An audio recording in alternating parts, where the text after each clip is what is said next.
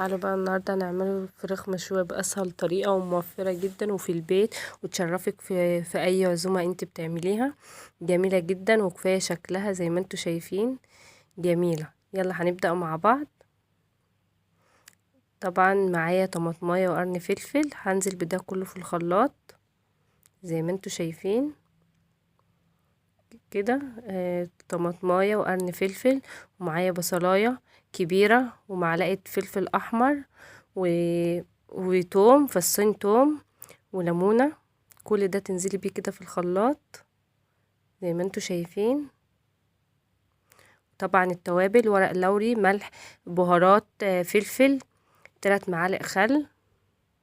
تنزلي بده كله كده في الخلاط وتضربيه كويس، سواء بقى خلاط او كبة زي ما تحبي المتوفر عندك يعني. بعد كده بعد ما ضربته كويس انزل بقى بالخليط ده كله في البولة، وبعدين احط عليه الفراخ زي ما انتوا شايفين كده قدامكم. ولازم طبعا تمسكي الفراخ بقى ايه، تفتحها كده بالسكينة تحت الجلد، سواء بقى الفرخة كلها، الصدر، الورك، في كل مكان فيها يعني، عشان تشرب كده وتبقى ايه طرية كده وجميلة، وتبقى ايه متشبعة كده بكل التتبيل. طبعا على الاقل بقى تسيبها ايه ساعتين 4 ساعات.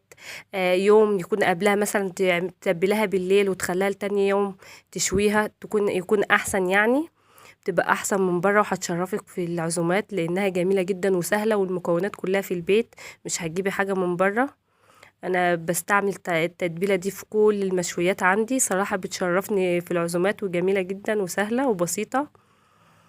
وطبعا بعد ما تبلتها زي ما انتوا شايفين كده، طلعتها بقى حطيتها على الفحم زي ما انتوا شايفين شكلها كده جميل ويفتح النفس. طبعا الفحم زي ما انتوا شايفين لازم بعد ما تولعوه يكون كده تلاقوا شكله كده مبيض، عشان تعرفوا ان هو كده ايه ولع ومظبوط يعني مظبوط كده، يشوها بقى ايه ما تتحرقش منكم. شفتوا شكلها جميل يفتح النفس، وشويه معاها بقى فلفل وطماطم.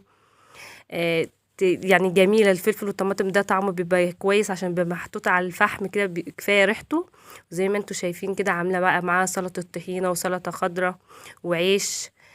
شكلها جميل ويفتح النفس. وما تنسوش بقى تدعموني في القناة، وما تنسوش اللايك والشير، واشوفكم على خير ومع السلامة.